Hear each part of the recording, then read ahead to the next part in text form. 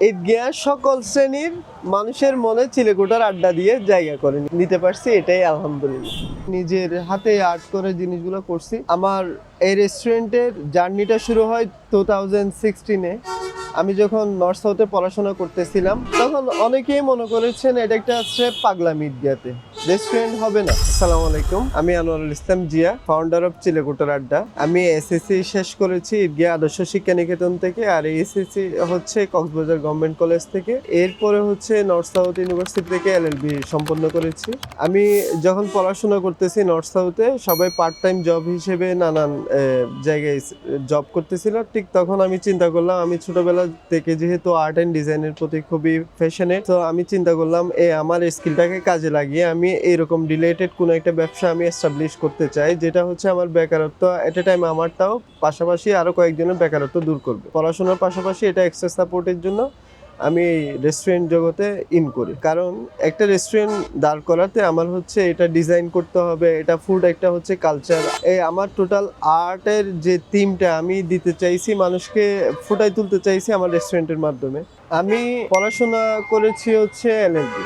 হ্যাঁ, আমার হচ্ছে কোর্টের প্রতি ফোকাস থাকার কথা ছিল, অ্যাজ পিপল এক্সপেক্ট, বাট এই আর্ট কালচারটা নিজের মধ্যে আমার ধারণ করি। সো যে জিনিসটা আসলে নিজে ধারণ করবেন বা যে জিনিসটা নিজের করতে ভালো লাগবে, ওই জিনিসটার কোনো চ্যালেঞ্জ বলেন, কোনো কাজ আপনার টায়ার্ড লাগবে না, কোনো চ্যালেঞ্জ মোকাবেলা করতে আপনার ভয় লাগবে না। ঠিক যেমনটা আপনি কাজ আর ট্যুরের মধ্যে পার্থক্য দেখেন, যখন কোনো কাজ করতে যান তখন আপনি টায়ার্ড হয়ে যান, আর যখন কোনো ট্যুরে খুশি খুশি যান তখন হচ্ছে টায়ার্ড হন না। যে জিনিসটা আপনার করতে ভালো লাগে সেই জিনিসটা যদি আপনি একবার অ্যাকসেপ্ট করেন, কিছু চ্যালেঞ্জ ফেস করেন, আমি আশা করি আপনি সেই জায়গায় কখনো টায়ার্ডও ফিল করবেন না, বোর্ডও ফিল করবেন না, আপনি গিভ আপও করবেন না। আপনার এই নিজের প্রতি যে অনুপ্রেরণা, যে সাহস, এটাই আপনাকে একদিন সফলতা দেওয়ার সুযোগ রাখবে। তো যারা হচ্ছে গতানুগতিক ধারা থেকে একটু ভিন্ন জাতের কোনো আইডিয়া এস্টাবলিশ করতে চায়, তারা হচ্ছে ওই আইডিয়াটাকে যদি ভালোবাসে, ওই আইডিয়াটার প্রতি যদি ফোকাস থাকে, তারা ওই জায়গায় সফলতা পাওয়ার আমি মনে করি সব সুযোগ আছে। আমার এই রেস্টুরেন্টের জার্নিটা শুরু হয় 2016-এ। আমি যখন নর্থ সাউথে পড়াশোনা করতেছিলাম, পকেট খরচ প্লাস নিজের আনুষঙ্গিক জোগাড় করতে গিয়ে আমি চিন্তা করলাম, আমি একটা যুবক ছেলে হিসেবে আমি নিজের জন্য তথা হচ্ছে সমাজের জন্য, দেশের জন্য কিছু করতে চাইলে আমার ব্যবসা করা উচিত। সো এই ফিনান্সিয়াল অবস্থার পরিবর্তন করতে গিয়ে, আমি যেহেতু স্টুডেন্ট ছিলাম, আমার ফিনান্সিয়াল সাপোর্ট তেমন একটা থাকার কথা ছিল না। তো আমি আমার যা পকেট খরচ থাকতো, প্লাস হচ্ছে আমি বাসা থেকে যা টাকা পয়সা নিতাম, ওই টাকাগুলোকে আমি জমিয়ে আমি চেষ্টা করছি এটা বিজনেস দাঁড় করানোর জন্য। যেহেতু আর্টটা আমার সাথে লেগে আছে, তো আমার এই আর্টটা করতে আমার কোনো টায়ার্ড ফিল হয় না। তো আমি ম্যাক্সিমাম আমার যে একদম প্রথম রেস্টুরেন্টটা, আমি সব কাজ আমি নিজের হাতে আর্ট করে জিনিসগুলো করছি। এরপরে আমি করোনায় যখন সবাই বাড়ি ফেরত আসি, পুরা পৃথিবী যখন থেমে গেছে, ঠিক তখনই আমার এই এলাকার কিছু বন্ধুবান্ধব আমাকে বলতে শুরু করলো যে তোমার তো আগে রেস্টুরেন্টের এক্সপিরিয়েন্স ছিল, সো আমরা ঈদগাহতে কিছু একটা করতে চাই।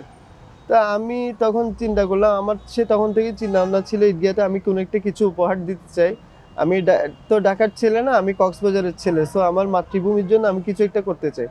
সো যখন 4-5 দিয়ে যখন একটা ডিমান্ড ফিল করলাম, যেহেতু আমি স্টুডেন্ট ছিলাম, আমার ফিনান্সিয়াল অবস্থা তেমন একটা ভালো ছিল না। তা আমি চিন্তা করলাম, ব্যবসা তো আর কোনো বান্দরবনের ট্যুরে যাওয়ার মতো না যে আমি পুরো ব্যাকপ্যাকটা গুছিয়ে একেবারে ব্যবসায় নামবো। যেহেতু এই রেস্টুরেন্ট বিজনেসটা একটা আর্ট শো করার একটা জায়গা, তো আমি চিন্তা করলাম আমি এই যে ফেলনা জিনিসপত্র আস্তে আস্তে জোগাড় করতে করতে একটা ব্যবসা আমি দাঁড় করাতে পারবো, যেটা আমার এট এ টাইম অনেকগুলো টাকা ইনভেস্ট করতে হবে না। আমি এই 2টা লেবারের টাকা জোগাড় করতে পারলে বা কিছু আনুষঙ্গিক জোগাড় করতে পারলে আমি ওই রেস্টুরেন্টের ওই দিনের কাজকর্ম করতে পারি।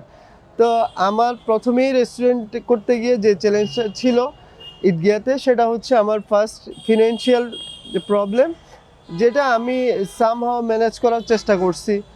একটা উদ্যোক্তা হিসেবে যে বাধাগুলো ছিল আমি এগুলা ধার দেনা হোক, যেভাবেই হোক আমি এটা ম্যানেজ করে এই জিনিসটা দাঁড় করানোর চেষ্টা করছি। সাথে আমার সাথে আরো 3 জন ছিল প্রথমে। তো যেহেতু একটা পার্টনারশিপ বিজনেস, আপনারা জানেন পার্টনারশিপ বিজনেসে অনেক জটিলতা থাকে। আমরা চেষ্টা করছিলাম, আমরা 4 জন মিলে এটা করোনার 2020 সালে আমরা এটা স্টার্ট করি। চ্যালেঞ্জ ছিল যে ঈদগাহতে এইরকম কোনো রেস্টুরেন্ট ছিল না আগে। তা আমি চিন্তা করলাম ঈদগাহতে ইনস্ট্যান্ট মেক ইন কোনো ফুড আমি যদি ঈদগাহের কালচারে যদি ইন করাইতে পারি, তাহলে আমার ঈদগাহের মানুষজন এই ঢাকা কক্সবাজারের যে রেস্টুরেন্ট গুলা ছিল এগুলোর স্বাদটা আমার ঈদগাহবাসী এখানে ঈদগাহতে বসে পাবে। যেহেতু এটা নতুন একটা বিষয় ছিল, আমার মানুষকে পরিচয় করানোটাই ছিল আমার প্রাথমিক চ্যালেঞ্জ। যখন আমরা স্টার্ট করি 2020 সালে নভেম্বরের 2 তারিখ, মানুষ এত বেশি সাড়া দিয়েছেন, আমরা ছোট্ট একটা সিঁড়ি করে আমরা এত বেশি রেসপন্স পেয়েছি। আজকে আমি যেখানে বসে আছি এটা ছিল খালি একটা পরিত্যক্ত ছাদ, এখানে বসে বসে মানুষজন খাওয়া দাওয়া করছে। তো আমি তখন অনুপ্রাণিত হলাম, আমি চিন্তা করলাম যাক, আমরা যদি ফিনান্সিয়ালি যদি ইনক্যাপেবলও হয়, মানুষজন আমাদেরকে যে সাপোর্টটা দিছে আমরা এটা রুলিং করতে করতে একটা পর্যায়ে এসে গিয়ে পৌঁছে। কিন্তু আমাদের চ্যালেঞ্জ ছিল ফিনান্সিয়াল প্রবলেম। ওই মুহূর্তে আমাদের এই রেসপন্স, মানুষের আমাদের প্রতি যে রেসপন্সটা, এটাকে মানুষজন ফলো করে অনেকেই হচ্ছে ঈদগাহতে আমাদের পরে অনেকেই রেস্টুরেন্ট করেছেন। তো যেটা হচ্ছে এটা খুবই গুড সাইন। একটা উন্নয়ন, একটা আধুনিকতার যদি ছোঁয়া বা কোনো ডিফারেন্ট কোনো আইডিয়া কেউ এস্টাবলিশ করতে চায়, প্রথমে অনেক ধরনের চ্যালেঞ্জ থাকে। যখন কেউ একবার চ্যালেঞ্জটা অ্যাকসেপ্ট করে, এটা যদি কোনো ধরনের পজিটিভ যদি রেজাল্ট মানুষ পায়, তাহলে মানুষজন অনুপ্রাণিত হয়ে আরও এই পথের দিকে ধাবিত হয়। আমি কয় টাকা প্রফিট করছি বা কামাইছি, ইট ডাজন্ট রিয়েলি ম্যাটার যে আমার ঈদগাহতে অনেকগুলা প্রতিষ্ঠান এখন রেস্টুরেন্ট হয়েছে, যেটা আমাকে খুবই অনুপ্রাণিত করে।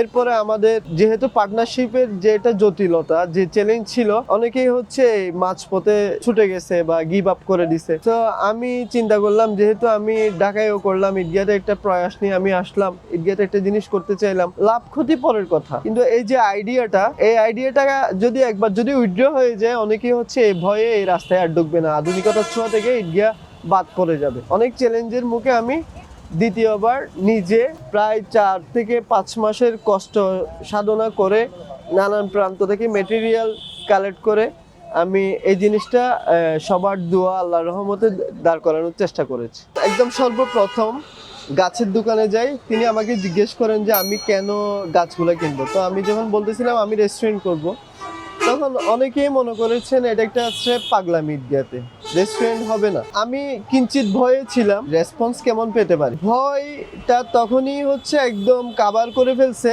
যখন আমি প্রথম রেস্টুরেন্টটা করতে গিয়ে মানুষ আসার চেয়ে বেশি সাড়া দিয়েছেন। আমি মনে করি না আমি ওই প্রথম রেস্টুরেন্টটা করে এই যে আজকে 6 বছরে পদার্পণের জায়গায় বসে আছি, এই পর্যন্ত আসতে পারবো বলে আমি কখনো কল্পনা করি নাই, বা এইরকম সাড়া পাবো আমি নিজেও কল্পনা করি নাই।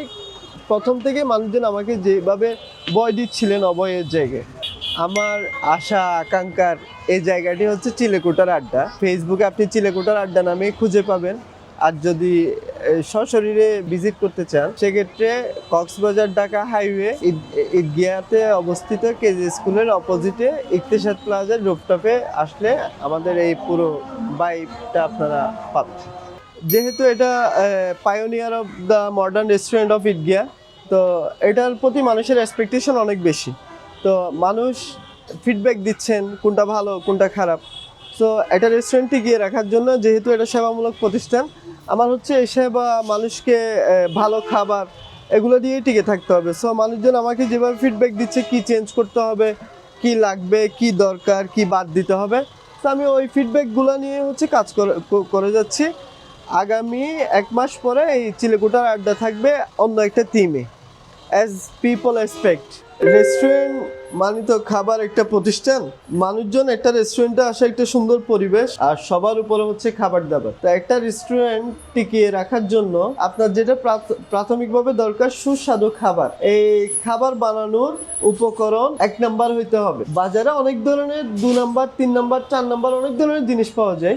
যেহেতু এটা আমার মাতৃভূমি, এখানে কোনো 2 নম্বর জিনিসের ব্যবহার আমি করতে চাই না, করতে দিব না। তো এটাই আমার প্রতিশ্রুতি ঈদগাহের মানুষের প্রতি, এটাই আমার চ্যালেঞ্জ ঈদগাহের মানুষের প্রতি।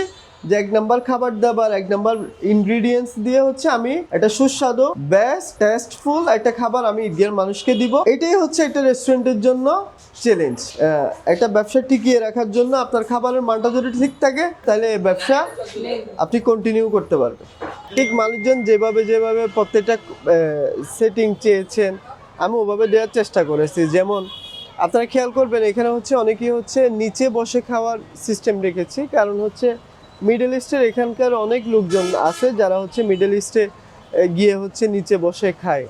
সো আমি ওই পরিবেশটা দেওয়ার চেষ্টা করেছি। আবার এখানে অনেক ফ্রেন্ডস আসে, তো আমি ফ্রেন্ডস জোন করার চেষ্টা করেছি। তো ফ্যামিলি আসে, ফ্যামিলি একসাথে বসে খাওয়ার চেষ্টা করেছি। আবার বিভিন্ন অফিসিয়াল ব্যক্তিরা আসেন, ওনাদের বিভিন্ন কনফারেন্স সামাজিক প্রোগ্রামগুলো করার মতো করে আমি এই পুরো পরিবেশটা আর বিভিন্ন সেটিংগুলো আমি ওভাবে সেট করার চেষ্টা করতেছি। তো আমার টার্গেটেড ক্লায়েন্ট আমি এক্সপেক্ট করছিলাম যে ইয়াং জেনারেশন, বাট এটা হচ্ছে বিয়ন্ড এক্সপেকটেশন যে ঈদগাহর সকল শ্রেণী পেশার সকল বয়সের মানুষের মুখে মুখে হচ্ছে চিলেকোঠার আড্ডা। আমি কয় টাকা প্রফিট করছি বা লস করছি এটা আমি জানি না, তবে আমি ঈদগাহর সকল শ্রেণীর মানুষের মনে চিলেকোঠার আড্ডা দিয়ে জায়গা করে নিতে পারছি, এটাই আলহামদুলিল্লাহ। তাদের একটা স্মৃতির জায়গা ও চিলেকোঠার আড্ডা, তাদের একটা ফ্যামিলি প্রোগ্রামের জায়গাও হচ্ছে চিলেকোঠার আড্ডা। এখানে অনেকেই হচ্ছে এই যে বিয়ের আলোচনাগুলো করেন, তো এগুলো দেখতে ভালোই লাগে। আপনারা খেয়াল করবেন রেস্টুরেন্টের এক একটা কর্নার কিন্তু এক এক ধরনের। হ্যাঁ, আমি এখানে কোনো ইন্টেরিয়র ডিজাইনার নেই, তো আমি সম্পূর্ণ নিজের চেষ্টা, নিজের হচ্ছে স্বপ্ন, মানে নিজের আর্ট কালচারটা পুরোটা দিয়ে হচ্ছে আমি এই পুরো রেস্টুরেন্টটা ডিজাইন করেছি। এখানকার লোকাল মেটেরিয়ালসগুলোকে আমি ইউজ করার চেষ্টা করেছি, যেটা মানুষ দেখে সচরাচর দেখে এটাকে একটু ভিন্নভাবে উপস্থাপন করার চেষ্টা করেছি।